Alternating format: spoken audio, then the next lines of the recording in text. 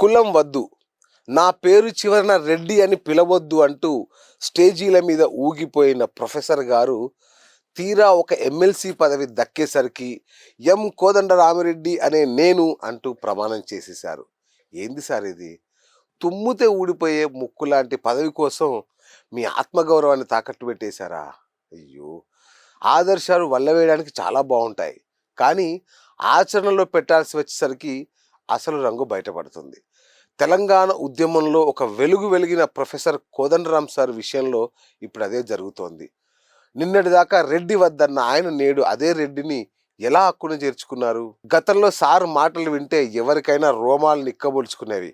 కుల వ్యవస్థ పోవాలి, నా పేరులో రెడ్డి తీసేయండి, నన్ను కేవలం కోదండరాం అని మాత్రమే పిలవండి అని ఎన్నో వేదికల మీద ఆయన ఫైర్ అయ్యారు. చాలా మంది ఆయన నిబద్ధత చూసి మురిసిపోయారు. అబ్బా, సార్ ఎంత గొప్పడయ్యా, కులాన్ని వదిలేసి విశాల దృక్పథంతో ఆలోచిస్తున్నారు అని చప్పట్లు కూడా కొట్టారు.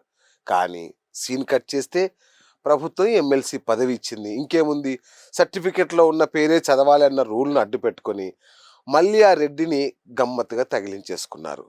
మొన్నటి ఎమ్మెల్సీ ప్రమాణ స్వీకార వీడియో మీరు చూసే ఉంటారు. వీడియోలో స్పష్టంగా మైక్ పట్టుకొని కోదండరామిరెడ్డి అనే నేను అంటూ గంభీరంగా చదివేస్తుంటే తెలంగాణ సమాజం ముక్కున వేలేసుకుంది. మరి సార్ని ఇప్పుడు తెలంగాణ సమాజం తరఫున సూటిగా కొన్ని ప్రశ్నలు అడుగుతున్నా. ఏంది సార్ ఇది? మీరు రెడ్డినా? మీ పేరులో రెడ్డి ఎప్పుడో తీసేసుకున్నారు కదా. అప్పుడు ఎవరైనా కులంతో పిలిస్తే ఫైర్ అయిపోయిన మీరు ఇప్పుడేమో పదవి కోసం రెడ్డి అని అధికారికంగా ఎలా తీసుకున్నారు?